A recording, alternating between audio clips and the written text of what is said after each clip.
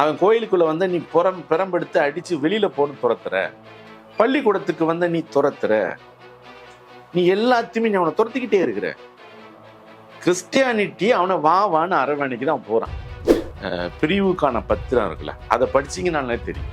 நீங்கள் வந்த பிறகு எத்தனை பேர் கல்வி கற்றுக்கிறோம், எத்தனை பெண்களை கல்வி கற்பதற்காக நீங்க போர்டிங் ஸ்கூல் உருவாக்கி எத்தனையோ பேரை படிக்க வச்சுட்டீங்க. இப்படி படிச்சவங்களை ஹையர் ஸ்டடீஸ்க்கு நீங்க சென்னை பட்டணத்துக்கு அனுப்பியிருக்கீங்க. இதெல்லாம் எப்ப? 1873. எந்த பாதிரியார்களும் இங்கு வந்து கன்வர்சனை செஞ்சு அதனால அவன் பொருளிட்டு அவர்கள் சுகபோகமாக எவரும் வாழவில்லை. இங்கே செஞ்சா இவர்களுக்கே தொண்டு செய்தார்கள், இங்கே செத்தார்கள். கிறிஸ்தவத்தை பரப்புறதற்காக மட்டும் நான் வந்தோம்னா எல்லாரும் கையில பைபிளை மட்டும்தான் கொடுத்துட்டு போயிருந்திருக்கணும். ஏன் அவனுக்கு ஹாஸ்பிட்டல் கட்ட வேண்டிய நோக்கம் என்ன? நீங்க வந்து தென் மாவட்டங்களில் போய் பாருங்க, நிறைய ஹாஸ்பிட்டல்ஸ் மிஷன் ஹாஸ்பிட்டல்ஸ் தான். ஏராளமான மருத்துவமனைகள் இருக்குது, ஏராளமான பள்ளிக்கூடங்கள் இருக்குது, ஏராளமான கல்லூரிகள் இருக்குது, ஏராளமான தொழிற்கூடங்கள் இருக்குது. இதெல்லாம் அவங்க ஏன் செஞ்சிருக்கணும்? கிறிஸ்தவம் வந்து உனக்கு அவனை வாடான்னு கையெடுத்து கூப்பிடுறது இருக்குல்ல, அவன் கையை டச் பண்றது இருக்குல்ல, அது அவனுக்கு பெரிய சுகமாக இருக்கு. மாடர்ன் கல்வி, மாடர்ன் வாழ்க்கை முறை, modern dress culture, modern hair dressing culture, modern medicine, எல்லாம் மாடர்னு முதல்ல உங்க கையில கொடுத்துட்டு போனது அவங்க தான். பிரிட்டிஷ்காரன் கூட தரல, அவங்களும் கிறிஸ்டியன்ஸ் தான். அவன் ஒரு ரூலர், அவன் லாப நஷ்டம் பார்த்தான்.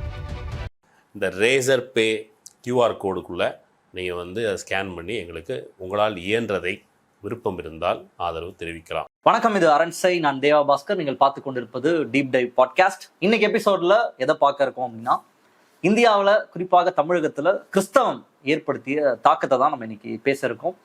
கிறிஸ்தவத்தை பொறுத்த வரைக்கும் அவங்க வந்ததே மதமாற்றம் பண்ணுவதற்கு தான். இங்கே இருக்கக்கூடிய இந்துக்களை மதமாற்றம் பண்ண தான் அவங்க வந்தாங்க. ரைஸ் பேக் கன்வெர்ட்ஸ் அவங்களை பயங்கரமாக இழிவுபடுத்தக்கூடியதை வலதுசாரிகள் அவங்களை திட்டமிட்டு இழிவுபடுத்தக்கூடிய பல நிகழ்வுகள் நம்ம தொடர்ச்சியாக பார்த்துட்டு இருக்கோம். கிறிஸ்மஸ் வர இருக்கு. இந்தியா முழுக்க ஒரு ஹேட் ஸ்பீச் இல்லை அல்லது அவங்க மீது நடத்தப்படக்கூடிய வன்முறை அதுவும் தொடர்ச்சியாக நடந்துட்டு இருக்கு. இன்னொரு பக்கம் கிறிஸ்தவம் நம்மளை படிக்க வச்சது, கிறிஸ்தவத்தினால தான் நம்ம உயர்ந்தோம் அப்படின்னு அதை கிறிஸ்தவத்தை ஆதரிக்கக்கூடிய பல பேசுவதையும் பார்க்க முடியுது. வரலாற்று ரீதியாக கிறிஸ்தவத்தினுடைய தாக்கம் அப்படின்றது என்னவாக இருந்தது, அவங்க எப்படி உள்ள வந்தாங்க, இங்க இருந்த சமூக கட்டமைப்பை அவங்க எப்படி எதிர்கொண்டாங்க, இன்னைக்கு என்னவாக இருக்காங்க இப்படின்ற நிறைய விஷயத்தை தான் நம்ம பேச இருக்கோம். யார் கூட பேச இருக்கோம் அப்படின்னா, எழுத்தாளர் பேராசிரியர் திரு கோ ரகுபதி கூட தான். வணக்கம். வணக்கம். கிறிஸ்தவம் பத்தி தான் நம்ம இன்னைக்கு பேச இருக்கோம். உங்களுடைய ஒரு ஸ்பீச்சும் கேட்டேன் யூடியூப்ல, கிறிஸ்தவம் பற்றி நீங்க ஒன்று பேசியிருந்தீங்க. அதுல இருந்தா உங்கள்கிட்ட பேசலான்ற அந்த ஐடியாவும் வந்தது. என்னுடைய முதல் கேள்வி என்ன அப்படின்னா, கிறிஸ்தவ இந்தியாவுக்குள்ள வந்ததுக்கு முன்னாடி ஒரு கேள்வி அப்படின்றது இருக்கு. இன்னைக்கு தேதியில வலதுசாரிகள் சொல்லக்கூடிய முக்கியமான ஒரு குற்றச்சாட்டு அப்படின்றது, இந்தியாவில் சாதிகள் இருந்தது, அது ஒரு கிளாசிபிகேஷனா இருந்தது, பிரிவுகளாக இருந்தது. இதுல ஒடுக்குமுறை டிஸ்கிரிமினேஷன்லாம் கிடையாது. சாதிக்கு நாங்கள் ஒரு வேலைகளை கொடுத்துருந்தோம், அந்த சாதி அந்த வேலைகளை பார்த்துட்டு இருந்தது, அப்படிதான் இருந்துச்சு. என்னைக்கு வெள்ளைக்காரன் இந்தியாவுக்குள்ள வந்தானோ அன்னைக்குதான் அவன் சாதிகளுக்குள்ள வந்து ஒரு பகையை உண்டு பண்ணி மோதலை ஏற்படுத்துறது, இதெல்லாம் வந்து அவங்க தான் பண்ணாங்க அப்படின்ற ஒரு கருத்தை வந்து ரொம்ப வருஷமா சொல்லிட்டு இருக்கிறத பார்க்க முடியும். பிரிட்டிஷ் வந்த அப்புறம் தான் சாதிக்குள்ள பிரச்சனை வந்துச்சு. சாதி முன்னாடிலேருந்து இருக்கு. சாதிகளுக்குள்ள டிஃபரன்ஸ், ஒடுக்குமுறை, சண்டை, இதெல்லாம் வந்து கிறிஸ்தவர்கள் குறிப்பாக வெள்ளையர்கள் வந்த பிறகுதான் வந்தது அப்படின்ற ஒரு குற்றச்சாட்டை முன்வைக்கிறாங்க. அது உண்மையானதுல இருந்து நான் தொடங்கலாம்னு நினைக்கிறேன். உண்மையா அது? அது உண்மை இல்லை. ஏன்னா பிரிட்டிஷ் வர்றதுக்கு முன்னாடி இங்க ஜாதி இருக்கு. நீங்க இன்னும் குறிப்பாக சொல்ல போறதா இருந்தா இடைக்காலத்திலிருந்தே ஜாதி இருக்குது. இப்ப இடைக்கால பேரரசுகள் உருவாகிறப்பவே அந்த காலகட்டத்திலே ஜாதி இருக்குது. ஜாதி வந்து பண்டைய இந்தியாவை படித்த ப்ரொஃபஸர் சம்பகலட்சுமி, அப்புறம் அதுக்கப்புறம் ரொம்ப லேட்டராக அந்த ஒரு ஜப்பானில் உள்ள நொபுரு கராஷிமா, இவங்களுடைய ஆய்வு நூல்கள் எடுத்து படித்தாலே அவங்களாம் வந்து இந்த கல்வெட்டுகள் அன்னைக்குள்ள இலக்கியங்கள் அடிப்படையாக வச்சு படிச்சிருக்கிறவங்க. அதில் வந்து இங்கே ஜாதியும் இருந்தது, தீண்டாமையும் இருந்தது அப்படின்றது அவங்க நிரூபிச்சு. தீண்டாமை இருந்தது அப்படின்றதே ரொம்ப உறுதியாக இருந்தது. இதை அவங்க சொல்லிதான் கேட்கணும்னு அவசியம் இல்லை. நீங்க அச்சு பண்பாடு வந்ததுக்கு அப்புறம் வெளியான வைதிகர்களுடைய பத்திரிகைகள் இருக்குல்ல, ஆரிய தர்மம்னு ஒரு பத்திரிகை இருக்குது, நிறைய புஸ்தகங்கள் வெளியிட்டாங்க. அவங்க எல்லாமே அன்னைக்கு வந்து தீண்டாமையை ஆதரித்து அந்தந்த ஜாதி அந்தந்த குலத்தொழில செய்யணும், எங்க அவங்க வரணும் வரக்கூடாது அப்படிங்கிறது எல்லாமே அவங்களுடைய இலக்கியங்கள் அவங்களே பதிவு செஞ்சிருக்கிறாங்க. இன்னைக்கு பெருசா விவாதத்துக்குள்ளா இருக்கிற சனாதனம் அப்படிங்கிறத நீங்க எடுத்து பார்த்தீங்கனாலே, சனாதனம்னா என்ன அப்படிங்கிறதுக்கு வந்து பொருள் அது தீண்டாமையை பின்பற்றுவதுங்கிறது அவங்களோட பத்திரிகையில இருக்குது. ஏராளமான பத்திரிகைகள் இருக்குது, நூல்கள் இருக்குது, அவங்களுடைய பேச்சுகள் இருக்குது.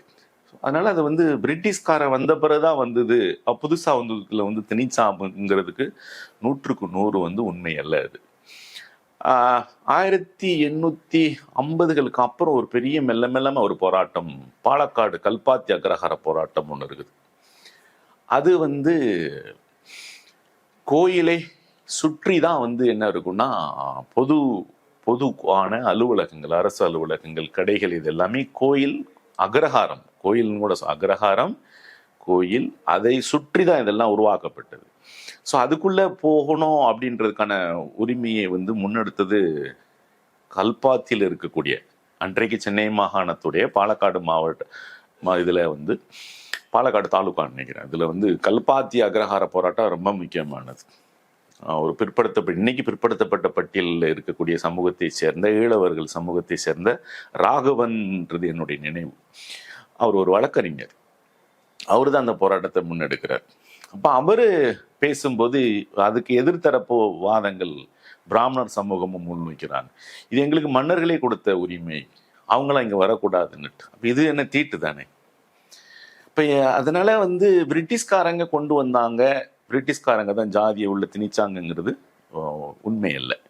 அதற்கு முன்னாடி இங்கே உள்ள மனுதர்ம சாஸ்திரங்கள், அவங்க எழுதியிருக்கக்கூடிய மற்ற ஸ்மிருதிகள், இதில் எல்லாமே வந்து தீட்டு இதெல்லாம் இருக்குது.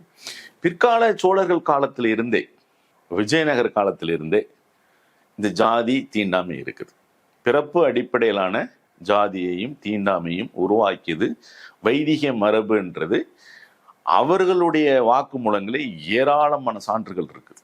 ஸோ அதனால அந்த கூற்றை நான் மறுக்கிறேன். கிறிஸ்தவம் எப்போ வந்தது இந்தியாவிற்கு? பிரிட்டிஷ் வணிகத்தை கொண்டு வரும் பொழுது கிறிஸ்தவத்தை கொண்டு வந்தாங்களா, இல்லை அதற்கு முன்னாடியே மதத்தை பரப்புவதற்கான வேலை அப்படின்றதெல்லாம் நடக்க ஆரம்பிச்சா? கிறிஸ்தவம் எல்லா இடத்துக்கும் பரவுறது அப்படின்றது நடக்க ஆரம்பிச்சிருச்சா? பிரிட்டிஷ் கூட தான் நம்ம இந்தியாவுக்கு வந்துச்சா, இல்ல முன்னாடி வந்துருச்சா? நம்ம முதல்ல கிறிஸ்தவர்கள் மட்டும் புரிஞ்சுக்கிறாம இஸ்லாமிய சேர்த்து புரிஞ்சுக்க, அவங்களுக்கு வந்து அந்த 2 மதங்கள் மட்டும் இல்லாம இங்க உள்ள பௌத்தத்தையும் சேர்த்து புரிஞ்சுக்கணும். மதவாதிகள் என்பவர், மதத்தின் மீது நம்பிக்கை கொண்டவர்கள் வந்து இந்த உலகத்தை படைத்தது அவர்கள் நம்புகிற ஒரு கடவுள்னு ஒரு நம்பிக்கை இருக்குது. அவங்க என்ன செய்யறாங்க, அந்த நம்பிக்கையின் அடிப்படையில் இதை முதல்ல நினைக்கிறாங்க. அவங்க வந்து இந்த செய்தி வந்து நிறைய பேருக்கு தெரியாத ஜனங்கள் நிறைய இருக்கிறாங்க, அவங்களுடைய வார்த்தைகளை சொன்னா அஞ்ஞானிகள். ஸோ அப்போ அவங்களுக்கு இந்த செய்தியை கொண்டு சேர்க்கணும் ஒன்று. இரண்டாவது, அவங்க எல்லாரையுமே நம்ம ஆண்டவர் பக்கம் கூப்பிட்டுட்டு போகணும், ஆண்டவருக்குள்ள சேர்த்துடணும் அப்படிங்கிறது திட்டம். இந்த திட்டத்துக்கான அடிப்படை காரணம் அரசியல் ஆதிக்கம் கிடையாது, பொருளாதார ஆதிக்கம் கிடையாது. மனிதனாக பிறந்தா ஒரு கடவுளோட போய் சேர்ந்துக்க அப்படின்ற அதுதானே தவிர ஒருவரை ஒருவர் ஆதிக்கம் செலுத்துவதுங்கிற நோக்கத்தில் அது என்னைக்குமே இருந்ததில்லை. ஸோ அந்த அடிப்படையில் வந்து கிறிஸ்தவர்கள் இயேசுவின் நற்செய்தியை போதிக்கணுங்கிற அடிப்படையில தான் உலகம் முழுக்க போறாங்க. இந்தியாவுக்கு மட்டும் இல்லை, அவங்க இருந்து வேற எங்க அவங்க இல்லாத பகுதிகள் எங்கெல்லாம் இருக்கிறதோ அங்க எல்லாமே போயிருக்கிறாங்க. ஆப்பிரிக்காவுக்கு போறாங்க, மற்ற ஆசிய நாடுகளுக்கு போறாங்க, அதுல இந்தியாவுக்கு வராங்க. இந்தியாவுக்கு நிறைய பேர் வந்திருக்கிறாங்க. அப்படி வந்து ஒரு நிறுவனமாக நிறுவப்பட்டது அப்படின்னு பாக்குறப்ப வந்து அது 1780 வாக்குல வந்து அது பாளையங்கோட்டையில் உள்ள ஒரு மிஷன் உருவாகுது. இன்னைக்கு ப்ராட்டஸ்டன்ட்னு சொல்லப்படக்கூடியவங்க வெவ்வேறு குழுக்களாக இருந்தாங்க. அதுல வந்து ஃபர்ஸ்டா வந்து பாளையங்கோட்டையில் எஸ்டாப்ளிஷ் ஆகுது. அதை ரொம்ப ஈஸியா கொண்டு பரப்புறதுக்கு வந்து நமக்கு சீகன் பால்கு கொண்டு வந்த அச்சு பண்பாடு வந்து அது மற்றவங்க மாதிரி அந்த செய்தியை வந்து கொண்டு போகணும்ல, அதுக்கு அது வந்து ரொம்ப துணை புரிகிறதாக இருக்குது. இந்தியாவுக்கு கிறிஸ்தவம் வரும்பொழுது இந்தியாவினுடைய தமிழகத்துல தமிழ் நிலைமை அப்படின்றது என்னவாக இருந்தது? இந்த மதத்தை எப்படி பார்த்தாங்க? அவங்களுடைய வாழ்க்கை அப்படின்றது அப்போ என்னவாக இருந்துச்சு? இல்லை, இந்தியாவில் என்ன மதங்கள் இருந்ததுன்னா ஒன்று, இன்னைக்கு இருக்க மாதிரி இந்து மதத்தோட எல்லா மதங்களும் தங்களை வந்து இல்லை, அந்த இந்து மதம் சொல்றதே பிரச்சனையா இருக்கு. நீங்க அதை முதல்ல புரிஞ்சுக்கணும். ஏன்னா ஹிஸ்டரியில வந்து இந்தியாவின் மதங்கள் பற்றி படிச்சு கொடுக்குறப்ப முதல்ல பௌத்தம் தான் மதமா சொல்லுவோம். ஒரு நிறுவனமாக ஒரு மதமாக இருந்தது பௌத்தம், அதுக்கடுத்து சமணம், அதற்கு பின்னாடி சைவம், வைணவம் இப்படிதான் இருக்குது. இந்து மதம்ங்கிறது யார் யார் இந்துக்கள்ங்கிறதுல பெரிய குழப்பம் இருக்குது. ஏன்னா இன்னைக்குமே அது சாற்று. ஏன்னா எனக்கு வந்து இசைக்கம்மனை வழிபடுறது பிடிக்கும். எங்களுடைய குல தெய்வம் எங்கன்னு எங்களை கூட்டு போவாங்கன்னா முப்பந்தல் இசைக்கியம்மன் கூட்டு போவாங்க. நான் சின்ன வயசுல போயிருக்கிறோம். அந்த தென் மாவட்டங்களில் இசைக்கியம்மன், சொடலை மாடன் இதுதான். இப்ப சொடலை மாடனுக்கு நடத்தக்கூடிய திருவிழாக்களை கிடா வெட்டுறது, பலியிடுறது, சாமி ஆடுறது, என்னுடைய லாங்குவேஜ்ல பேசுறது, அந்த பலியிட்ட ஆடை அங்கேயே சமைச்சு அங்கேயே சாப்பிட்டுட்டு போறது. இது ஏன் கல்ச்சர். எனக்கு பேரு சொடலை மாடன், சொல்ல மாடன், எசக்கியம்மன், ஈனன் இப்படிதான் இருக்கும். இந்த பேரை வந்து எந்த வைதிகர்களும் வச்சுக்கிறது இல்லையே. என்ன மாதிரி அவர்கள் பலியிடுறது இல்லை, அவங்கள மாதிரி நாங்களும் வணங்குறது இல்லை. எனக்கு காலையில எழுந்தா என்னோட வயலுக்கு போவோம், வயல் சார்ந்த வேலை. ஈவினிங் வேலையை முடிச்சுட்டு வந்தா ஈவினிங் குளிக்கிறது. என்னுடைய மத கல்ச்சர் இது. என்ன மதம்னு சொல்றதா, என்னுடைய வழிபாட்டு முறையே வேறு. எனக்கு தெரிஞ்சு எனக்கு இந்த சின்ன வயசுல இருந்து தென் மாவட்டங்கள்ல நிறைய இடங்கள்ல கோயில்கள் நிரந்தரமாக கட்டப்பட்டது கிடையாது. எங்க ஊர்லயே சொடலமாட சாமிக்கு ஆடுவாங்க. சப்பானி மாடன் ஒண்ணு சொல்லுவாங்க. சப்பானி மாடன்லாம் கால் ஊனமாகி அவன் தரையில முட்டி போட்டு உட்கார்ந்து ஆடுவான். இந்த சாமிகளுக்கு வந்து உச்சி கூட உண்டு, சாம கூட உண்டு, அடிப்போம், ஆடுவோம், ஆண்களும் ஆடுவோம், பெண்களும் ஆடுவோம். இந்த கோயிலுக்கு வந்து ஏப்ரல் மே மாதம் குறிப்பாக அந்த கோடை காலங்களில் களிமண்ணை வச்சு பூடம்னு ஒன்று கட்டுவாங்க. ஒரு செவ்வக வடிவில் மேலே, கூம்பு வடிவில் மேலே ஏற்றி கட்டிடுவாங்க. நீங்க சொல்றது கோயில் செட்டப் அப்படிலாம் இருக்காதுன்னு சொல்றீங்க. கோயில்னு நிலையாக ஒரு ஸ்ட்ரக்சர் அப்படின்றது இல்ல, கட்டடமா கட்டி வைத்து இது வழிபடுறது அப்படி இருந்ததே கிடையாது. தென் மாவட்டங்கள் அப்படி இருந்ததே இல்லை.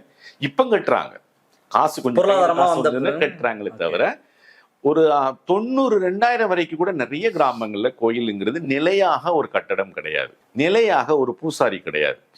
அந்த ஊர்ல ஒருத்தர் பூசாரியா இருப்பார். அது கோயில் திருவிழா 1 வருஷத்துக்கு ஒரு முறையோ அல்லது 2 வருஷத்துக்கு ஒரு முறையோ அல்லது வறுமையில் இருந்தாலோ அது நடக்கும். மற்றபடி அவங்க வழக்கமான வேலைகளை பார்க்கறது, என்னைக்காவது ஒரு நாள் சாமி கும்பிடுறதுங்கிறதா அப்படிதான் கல்ச்சரா இருக்கும். ஸோ அதனால நீங்க டெய்லி போய் வந்து சாமியை கும்பிடுறது அப்படிங்கிற கல்ச்சர் கிடையாது. ஸோ அதனால யாரு இந்துக்கள் அப்படிங்கிறதுல ஆர்கனைஸ்டு இந்து மதம் அப்படின்றது ஒண்ணு இல்லை. அப்படி இல்லை, அந்த டைம்ல அப்படி இல்லை. ஸோ அது வேற இது வேற. ஸோ அதனால எந்த இந்துங்கிற ஒரு கேள்வி இருக்குது. கறி சாப்பிட்ற இந்துவா, கறி சாப்பிடாத இந்துவா? சாமி ஏன் சாமி கேட்ட என்கிட்ட பேசும். என் சாமிக்கு எனக்கு ஒரு பிரச்சனை இருக்குது, இந்த பிரச்சனை எப்போ தீர்த்து வைப்பேன்னா அதுக்கும் பதில் சொல்லும். கேள்வி பதில் என் லாங்குவேஜ்ல என்கிட்ட பேசும். நான் இந்த இப்போ பெருந்தெய்வ கோயில்கள்னு சொல்றோம்ல, அந்த கோயில்களுக்கு நான் போனதே இல்லை. பெருந்தெய்வ கோயில்கள் நீங்க சொல்றது வைதிகம் சொல்றாங்களே, கல் கட்டடங்கள் கட்டப்பட்ட அந்த கோயில் இருக்குல்ல, அங்க வந்து நான் உள்ளே போக முடியாது, நான் சாமி கிட்ட பேச முடியாது. நான் சொல்லதான் முடியும், உண்மையா தான் இருக்கும். ஏன் சாமி கிட்ட வந்து நான் பேசுவேன், எனக்கு பதில் சொல்லுவேன், கேள்வி சொல்லுவேன், என்னுடைய கஷ்டத்தை நஷ்டங்கள் எல்லாத்தையும் கேட்பேன், பதில் சொல்லுவேன். எங்க சொந்த சித்தி மகன் கொஞ்சம் வருஷமா காணாம போயிட்டான். அப்ப சாமி ஆடுறவர் என்னுடைய தாத்தா, பேரு மாசானம். மாசான தாத்தாட்ட கேட்குறாங்க எங்க சித்தி பேச்சியம்மா கேட்குறான், என் பிள்ளைய காணுமே, அவன் எப்போ நீ அவனை கூப்பிட்டு வருவேன்னு வருத்தத்துல கேட்குறான். நாங்களும் அவன் எப்போ வருவான், காணாம போயிட்டானே, எங்க இருக்கிறானா இல்லையான்லாம் வருத்தத்துல இருக்கோம். அவரு சொன்னாரு, எண்ணி 15 நாள்ல வந்துருவான் அப்படின்னு சொன்னாரு. இந்த இந்த இந்த பதில் இருக்குல்ல, இது பெருந்தவை கோள்கள்ல கிடையாது. அந்த பதில் எனக்கு ஆறுதல் தரும். ஆனா வரல அவன். அப்புறம் 1 வருடமோ 2 வருடமோ கழித்து எங்கெங்கோ சுத்திட்டு வந்தான். இங்க பாயிண்ட் என்னன்னா, என் சாமி என்கிட்ட பேசும், என் பூசாரி என்கிட்ட பேசுவாரு. அந்த டைம் மட்டும் தான் அவர் பூசாரி, அடுத்த நாள் அது என்னுடைய தாத்தாவா இருப்பாரு. ஸோ அதனால இன்னைக்கு வந்து மதங்கள்ங்கிறது இந்து அப்படிங்கிறது ஒரு பெரிய அடையாளத்துக்குள் எல்லாரையும் கொண்டு விட்டுருக்கிறது வந்து ரொம்ப சிக்கலானது. இதுல ரொம்ப இன்ட்ரெஸ்டிங்கானது, கலோனியல் பீரியட்ல நடந்த ஹிந்துங்கிற டயலாக்ல வைதிகர்கள் அந்த வார்த்தையை ஏற்க மறுத்தாங்க. வைதிக பத்திரிகைகள் நிறைய இருக்குங்க தமிழ்நாட்டில், எக்கச்சக்கம் இருக்குது. ஆனா ரொம்ப வருத்தத்துக்குரியதுன்னா அதெல்லாம் யாரையும் படிச்சு பெரிய அளவுக்கு பொது வெளியில இன்னைக்கு கூட விவாதத்துக்கு உட்படுத்தல. அந்த பத்திரிகைகள் இந்துன்ற வார்த்தையை ஏற்றுக்கொள்ளும், அவங்க ஏத்துக்கவே இல்லை. நீங்க வந்து அந்த வைதிகர்கள், ஆச்சார வைதிகர்கள் அன்னைக்கு இருந்தாங்களே, அவங்க யாருமே இந்துங்கிற வார்த்தையை ஏத்துக்கிடல. அவங்க வெள்ளைக்காரன் வந்து நம்மளுக்கு தெரியாம நம்மளுக்கு பேர் சூட்டிட்டான், நாம வைதிகர்கள் தான் கிளைம் பண்ணிருப்பாங்க. ஸோ ஒரு ஆர்கனைஸ்டு கிறிஸ்தவம் இந்தியாவுக்குள் வரும்பொழுது ஒரு ஆர்கனைஸ் இந்து மதம் இந்து மதம்னு ஒண்ணு இல்ல. இல்ல. சோ நீங்க இதை வந்து எதுல நீங்க பார்க்கலாம்னா வந்து சென்சஸ்ல பார்க்கலாம் ஒண்ணு. ரெண்டாவது மாவட்ட கையேடுகள்னு டிஸ்ட்ரிக்ட் கசட்டியஸ் ஸ்டாட்டிஸ்டிக்ஸல் அப்பெண்டிக்ஸஸ் ஃபார் டிஸ்ட்ரிக்ட் கசட்டியஸ் அப்படிங்கிற ஒரு டைட்டில் புக் இருக்கும். அதுல ரிலிஜன்ங்கிற பிரிவில் நீங்க பாத்தீங்கன்னா என்ன போட்டிருப்பாங்க இப்போ மற்றவங்களுக்கு? சைவிஸ்ட், வைஷ்ணவிஸ்ட், அனிமிஸ்ட்னு ஒரு குரூப் இருக்கும். இவன் தான் எண்ணிக்கையில நிறைய பேர் இருப்பான். அனிமிஸ்டா அப்படின்னா அவங்க யாரு? இந்த விலங்குகளை பலியிட்டு இப்படி கும்பிடுறவன அவன் ஃபர்ஸ்ட் அவன் 1911, 21 இதுல எல்லாம் பாத்தீங்கன்னா இப்படிதான் இருக்கும் சென்சஸ். இப்பவுமே அது அரசு ஆவண காப்பகங்கள்ல இருக்குது. சரி, லேட்டரா தான் இது டெவலப் ஆகுது. அதுக்கப்புறம் அவன் வந்து இதுக்கு எல்லாம் அப்படி மாத்துறான். அவன் தான் ஹிந்து ஒரே கேட்டகரி கணக்கிடுவதற்கு வசதியாக மாத்துறான். நீங்க ஒரு தர்க்க ரீதியான கேள்வி, பிராமணர் அல்லாத ஒரு இயக்கம் ரொம்ப வலுவாக இருக்கிற அந்த காலத்துல ஆரியர் பிராமணர் விவாதம் தான் கூர்மையா இருக்குது. ரெண்டு பேரும் டிஃப்ரெண்ட் கல்ச்சர். அது எப்படி ஒரே மதத்துக்குள்ள வந்திருக்க முடியும்? இன்னைக்குமே அதுதானே. சோ இங்க பூசாரியா இருக்கிறார்ல, அது யாரா இருப்பான்னா அந்த ஊர்ல உள்ள அந்த கோயிலுக்கு அது ஏதோ ஒரு குடும்பத்தை சேர்ந்தவராக இருப்பாங்க. அல்லது சில இடங்கள்ல இவங்க இருந்திருக்கிறாங்க, பண்டாரம்னு ஒரு குரூப் இருந்திருக்கிறாங்க. இதெல்லாம் இவங்க தான் அன்னைக்கு பூசாரிகள். இவங்க பேசுவாங்க. யாருகிட்ட பேசுவாங்கன்னா பக்தர்கள்ட்ட பேசுவாங்க, தமிழ்ல பேசுவாங்க. அண்ட் அந்த சாமிகிட்டையும் பேசுவாங்க. சாமிகிட்ட அதிகாரமும் பேசுவாங்க, அன்பாவும் பேசுவாங்க. ஆணும் பேசும், பெண்ணும் பேசும். சாமி என்பது ஆணாகவும் இருக்கலாம், பெண்ணாகவும் இருக்கலாம். ஆணும் சாமி ஆடுவாங்க, பெண்ணும் சாமி ஆடுவாங்க. ரெண்டு பேருமே பேசுவாங்களா? சாமிகிட்டையும் பேசுறாங்க, பக்தர்கள்ட்டையும் பேசுறாங்க. ஒரு டாக்டரை பார்க்குற கதை தான். பக்தர்கள் என்ன, பக்தர்களுக்கு பல பிரச்சனை இருக்குது. உடல் பிரச்சனை இருக்குது, பொருளாதார பிரச்சனை இருக்குது. அப்ப இந்த பிரச்சனையை கேட்கிறான். கேட்கும்போது அப்ப டாக்டர் என்ன சொல்லுவார்? உனக்கு இப்படி ஒரு பிரச்சனை இருக்குது, இந்த ட்ரீட்மெண்ட் எடுத்தா இவ்வளவு நாள்ல சரியாயிடும். அவர் என்ன சொல்றாரு? அவரு பூசாரி சாமி கிட்ட கேட்டுட்டு என்ன சொல்றான்? உனக்கு இவ்வளவு பிரச்சனை இருக்குது, இந்த நாள்ல சரியாயிடும். இல்லாட்டி சாமிக்கு நீ இதை செய், நீ இவ்வளவு நாள் எங்களை நீ கண்டுக்கலையே, நீங்க எல்லாம் கிராமம் ஆடுற சாமி, சாமியை கண்டுக்கிறாம விட்டுட்டீங்களப்பா, சாமி ரொம்ப வருத்தப்படுறாள், ஆத்தால பட்டினி போட்டுட்டீங்களேன்னு சொல்லுவாங்க. அப்ப ஆடு கொடு, கோழி கொடு. அது எப்படி பலியிடுறவனும் பலியிடாதவர்களும் ஒன்றாக இருக்க முடியும், ஒரே மதத்தினராக இருக்க முடியும்? என்னுடைய சாமிக்கு, இந்த அம்மன் சாமிக்கு டெக்ஸ்டே கிடையாது. இப்போ ஒரு ரிலிஜனுக்கு டெக்ஸ்ட் உண்டு. இஸ்லாமியர்களுக்கு டெக்ஸ்ட் இருக்குது, கிறிஸ்டியானிட்டிக்கு டெக்ஸ்ட் இருக்குது, வைதிகர்கள் வந்து வேற ஒரு டெக்ஸ்ட் வச்சிருக்கிறான், அது இருக்குது இது இருக்குன்னு சொல்றான். இவங்களுக்கு என்ன டெக்ஸ்ட் இருக்குது? டெக்ஸ்டே இல்லை. நீங்க வந்து அம்மன் கூடன்னா அவன் எங்க இருந்தாலும் வருவான். நீங்க அவன் பெரிய பெருதெய்வ கோயில்களுக்கு அவன் பயபக்தி அவன் போகிறத விட ரொம்ப சந்தோஷமா, ரொம்ப உற்சாகமா, கடன்பட்டாவது எங்க வருவான்னு இங்க வந்துருவான்.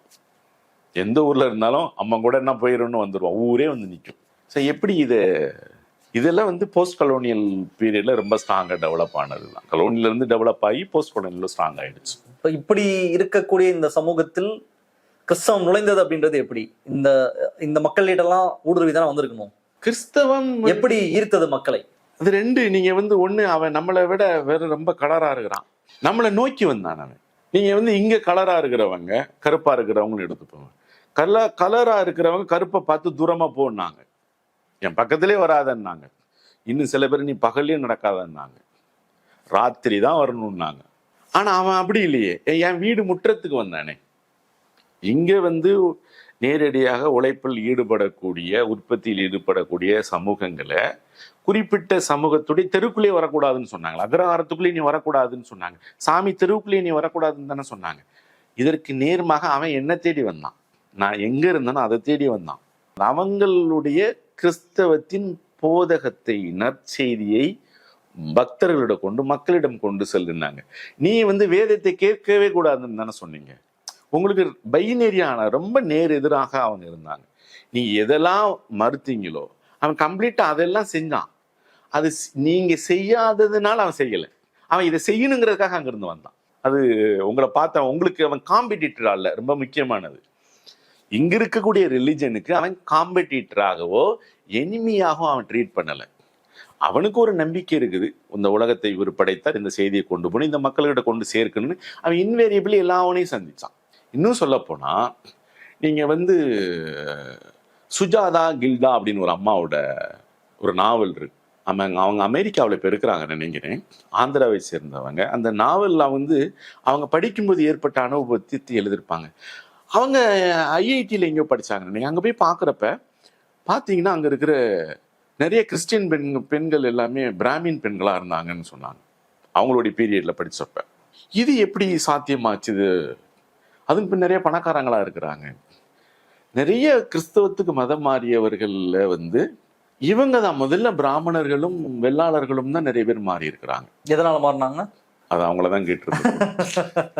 அவங்க எதுக்கு மாறினாங்கிறதே தெரியல, ஆனா மாறி இருக்கிறாங்க. ஆளக்கூடிய அரசு ஒரு கிறிஸ்தவ பின்புலத்துல இருக்காங்க. ஆனா ஆளக்கூடிய அரசு கிறிஸ்தவ பின்புலத்துல இருந்தாலும் இவங்க என்ன செஞ்சாங்கன்னா, ஆளக்கூடிய அரசு அவங்க போய் சர்ச்சில் போய் கும்பிட்டுக்கிட்டாங்க, சாமியை ஆராதனை நடத்தினாங்க. அதுவும் குறிப்பாக வந்து இங்க சென்ட் ஜார்ஜ் கோட்டை இருக்குல்ல, அங்க ஒரு சர்ச்சை அவங்க கட்டிக்கிட்டாங்க. அது இங்கிலாந்துடைய அந்த சபையின் நேரடியான ஆளா இருந்துச்சுன்னா முதல்ல அதுதான். அவங்க ஞாயிற்றுக்கிழமை நல்ல ட்ரெஸ்ஸை போட்டு ஓய்வு நாள்ல போய் ஜெபம் பண்ணாங்க. நீங்களாம் வாங்கன்னுலாம் சொல்லலை. அவங்களுடைய வேலை அதுவும் இல்லை. அவனுக்கு வேலை பொருள் விற்கிறது தான் வேலை. அதுதான் அவனுடைய பிகினிங் வேலையா இருந்தது. அவங்க அந்த கன்வர்ஷனுக்கு அவன் போகவே இல்லை. இவர்களுக்கு தான் மனிதர்கள் மீது ஈவு இரக்கம். ஐயோ, அவனை பார்க்கறான், அவன் நல்லா இருக்கிறான், அவனுடைய உடல் நல்லா இருக்குது, அவன் ஆரோக்கியமா இருக்கிறான். இங்க வந்த மக்களை பார்க்கறான், இவங்க வேற மாதிரி இருக்கிறாங்கன்னு பார்க்கறான். இப்ப இவங்களை அவன் நிலைமைக்கு மாத்தணும்னு நினைக்கிறான். மாத்துறப்ப வந்து இங்க வந்து முதல்ல வந்து பாளையங்குட்டையில மதம் மாறியதாக ஞானஸ்தானம் கொடுத்ததாக கூறப்படக்கூடிய குளோரின் தான் பிராமின் விதவை. அவன் இங்க வந்து பாக்குறப்ப என்ன வந்து ஒரு வெள்ளைக்காரன் வரல, நிறைய பேர் வந்தான். நிறைய மொழி பேசுறா, இங்கிலீஷ்காரங்க மட்டும் இல்லை, போர்ச்சுகீஸ்காரங்க வந்தாங்க, ஜெர்மன்காரங்க வந்தாங்க, நிறைய பேர் வந்தாங்க. அவன் இங்க வந்து பாக்குறப்ப அவன் இவங்களை விட அவன் அட்வான்ஸ்டா இருக்கான். இங்க நரபலி கொடுக்கறது இருக்குது, விதவை கோலம் இருக்குது, சின்ன வயசுல விதவையை மாத்தி வச்சிருக்கிறோம். இதெல்லாம் அவனை பார்த்து அவனால சகிக்க முடியல. தன்னை போன்ற ஒரு மனிதன் உடல் தோற்றம் வேறவா இருக்குது. அப்ப இவனை திருத்தணும் தான் நினைக்கிறான். அப்படிதானே இயேசு எல்லாரையும் காப்பாத்தினாரு. அப்ப அதுதான் இப்ப மக்களுக்கு திருத்தணும் அப்படின்னு நினைச்சுதான் அவன் செய்ய ஆரம்பிக்கிறான். மக்கள் அதை உடனே ஒப்புக்கொண்டாங்களா? ஏன்னா நீங்க சொல்லும் பொழுது ஆரிய கலாச்சாரம்னு ஒண்ணு இருக்கு, அவங்க ஒரு பக்கம் அதெல்லாம் பண்ணிட்டு இருக்காங்க. இன்னொரு பக்கம் அது இல்லாத இன்னொரு கலாச்சாரம் ஒண்ணு இருக்கு, அது ஒரு தமிழர்களுடைய கலாச்சாரம் வச்சுக்கலாம். அவங்களுடைய கலாச்சாரம் இருக்கு, அவங்க வந்து அம்மனை வழிபடுறாங்க, அவங்களுக்குன்னு ஒரு லைஃப் ஸ்டைல் அப்படின்றது இருக்கு, ஒரு கலாச்சாரம் அப்படின்றது இருக்கு. இதை உடைத்துட்டு இன்னொரு கலாச்சாரம் வரும்போது அது ஏற்றுக்கொள்றதுன்றது ரொம்ப சாதாரண விஷயம் கிடையாது. அது ரொம்ப ஒரு பிரச்சனைக்குரிய ஒரு சமாச்சாரம். அது அப்படிங்கும்போது எப்படி அதை ஏத்துக்க ஆரம்பிச்சாங்க? இந்த தமிழ் கல்ச்சர் அல்லது அது திராவிட பண்பாடு, இங்க உள்ள ஒர்க்கிங் கிளாஸ் பீப்புள் வந்து இவன் எல்லாரையும் வரவேற்பான். யாரா இருந்தாங்க, நீங்க மாற்று மதமாக இருந்தா என்னவா இருந்தாலும் இவன் மனிதர்களை மனிதர்களாக ரெகக்னைஸ் பண்ணக்கூடிய, இரக்கம் காட்டக்கூடிய, அரவணைக்கக்கூடிய பண்பு அவன்கிட்ட உண்டு. இப்பவுமே அது உண்டு. ஸோ அப்படிதான் அவங்க ஏற்றுக்கிட்டாங்க. நீங்க வந்து சீகன் பால்கு அச்சுப எந்திரத்துக்கு கொண்டு வரும்போது அங்க அவரை ஆதரிச்சு அவங்களுக்கு பாதுகாப்பா அடைக்கலம் கொடுத்ததெல்லாம் அங்க உள்ள தலித் மக்கள்னு சொல்லுவாங்க. சரி, ஏதோ வெளியிருந்து வந்திருக்கிறான், சரி வந்தாரை வாழ வைக்கும் உபசரிக்கிற பண்பாடு இருக்குல்ல, அதுதான். நீங்க வந்து எவன் ஒருவன் தான் அல்லாத ஒருவன் தான் பக்கத்துல வந்தா தான் தீட்டுக்குள்ளாவோம், அது தீட்டுன்னு நம்புனான்னு அவன் தான் யாரையும் ஏத்துக்கல. இவங்கள்ட்ட அப்படி ஒரு கண்ணோட்டமே கிடையாது, புனிதம் தீட்டுங்கிற கண்ணோட்டமே கிடையாது. ஸோ அப்போ யாரா இருந்தாங்கன்னா அவங்கள கொடுத்தாங்க. ஸோ அதனால அவங்களுக்குள்ள ஒரு டயலாக் இருக்க தான் செஞ்சிருக்குது. இன்னும் சொல்ல போனா அவங்க தான் அப்புறம் மெல்ல மெல்ல பல்கா மாறினாங்க. அப்புறம் இவன் பார்த்து கை கொடுக்குறான்ல, நீங்க நம்ம யாரு நம்மளை பார்த்து கும்பிடுற, நம்மளை பார்த்து நம்மகிட்ட யார் பேசுறா, நீ பேசக்கூடாதுன்னு தானே சொன்னான். மனுஷனா நடத்திருக்கு, நீ நடத்தல, அவன் நடத்தினான். நீ நடத்தாததுனால அவன் கூட போனாங்கிறது இல்லை. நீங்க வந்து கலோனியல் பீரியட்ல திரும்ப திரும்ப இந்த டயலாக்லாம் ரொம்ப சீரியஸா, ரொம்ப முக்கியமானது. இந்துக்கள் நடத்தின பத்திரிகை இருக்குல்ல, அவங்க சைவர்களாக இருக்கலாம், வைணவர்களாக இருக்கலாம், அவங்க நடத்தின பத்திரிகையிலேயே எல்லாவும் அந்த பக்கம் போறானே அப்படின்னு சொல்றப்ப அந்த கேலி சித்திரங்களை மட்டுமே நீங்க எடுத்தாலே போதும்.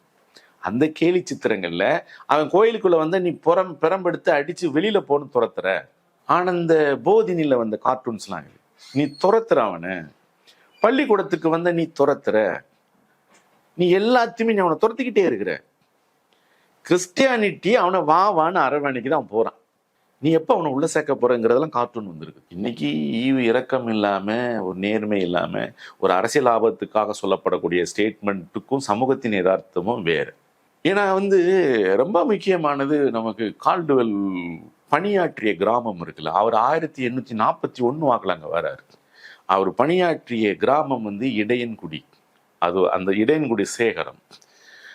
அவர் வந்து 1873 1873 வந்து இங்கிலாந்துக்கு போறார். அவரும் அவர் மனைவியும் போறாங்க.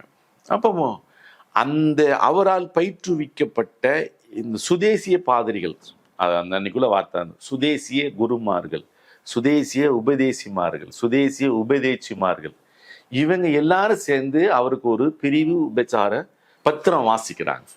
நீங்க செஞ்சதுக்கு நாங்க நன்றி சொல்ல எங்களுக்கு எதுவுமே இல்லை, நாங்க எப்படி நீங்க அவ்வளவு செஞ்சிருக்கீங்க, நீங்க ரொம்ப முக்கியமானது, அன்னைக்கு வந்த எல்லா கிறிஸ்தவ போதகர்களும் ஒரு பகுதியில உட்கார்ந்து அந்த பகுதியை பெரிய சேஞ்சஸ் பண்ணாங்க. கால்டுவெல்லுக்கு உபாத்தியாயர்கள், உபதேசியார்கள், உபதேசிமார்கள்லாம் இருக்கிறாங்களே, இவங்க வாசித்த அந்த பிரிவுக்கான பத்திரம் இருக்குல்ல, அதை படிச்சீங்கன்னாலே தெரியும்.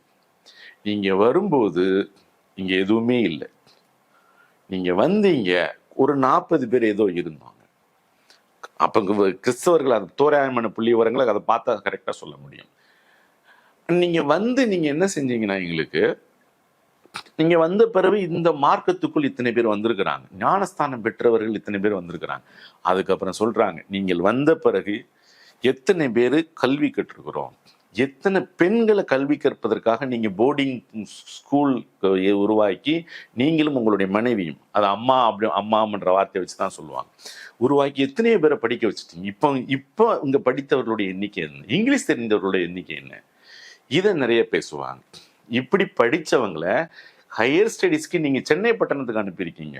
இதெல்லாம் எப்ப 1873 அப்ப அனுப்பியிருக்கீங்க. அவங்க போயிட்டு மாடர்ன் தையல் கத்துக்கிறது, மாடர்ன் தொழில்கள் நிறைய கத்துக்கிறாங்க, வேற படிப்புகள் படிக்கிறாங்க. இது ஒண்ணு.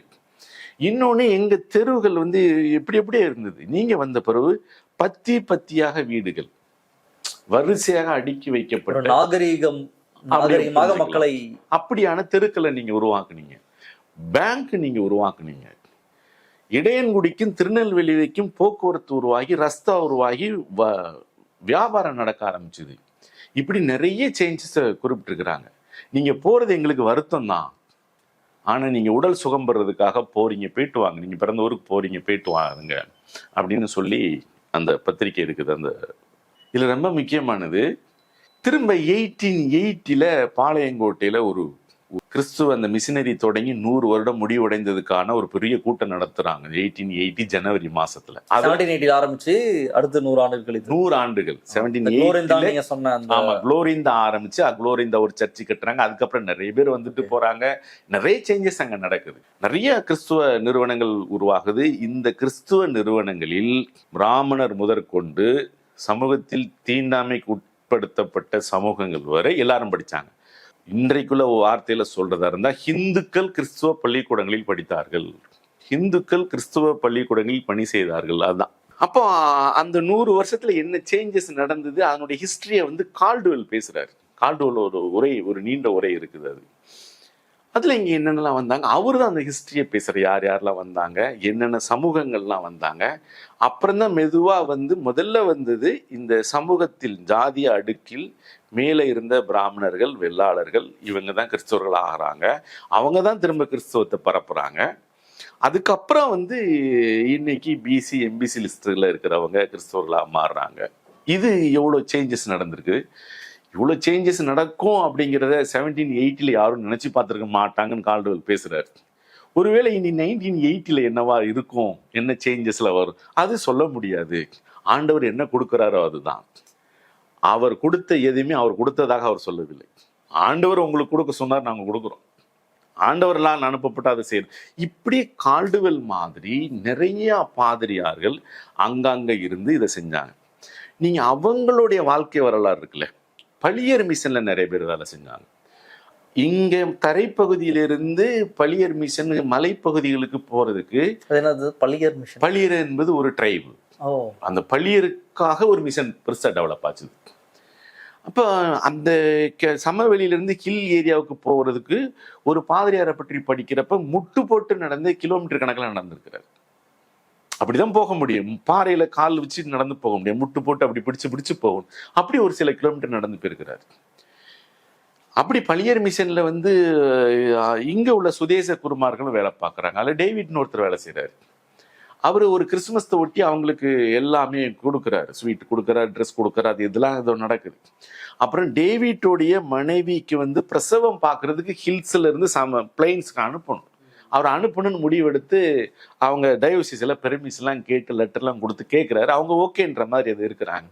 பளியர்கள் அனுப்புறதுக்கு விருப்பம் இல்லை டேவிட்டோடைய மனைவியை.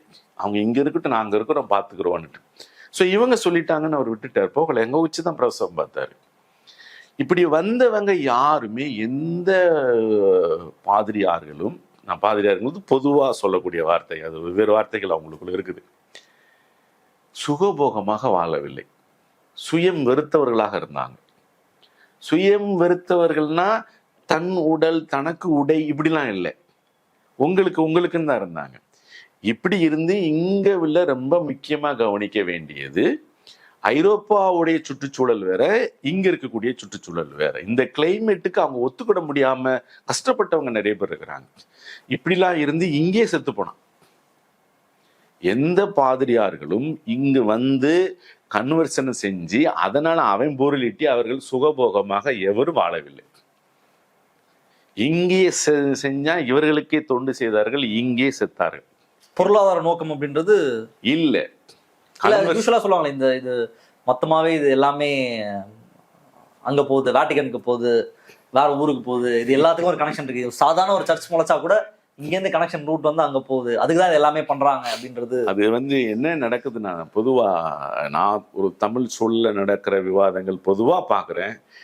யாரு அந்த ஒரு பிரச்சனை மீது கன்வர்சன் சம்பந்தமாக ஆழமாக ஆய்வு செய்திருக்கிறார்கள் அவர்கள் இன்னைக்கு பேசுறது இல்லை.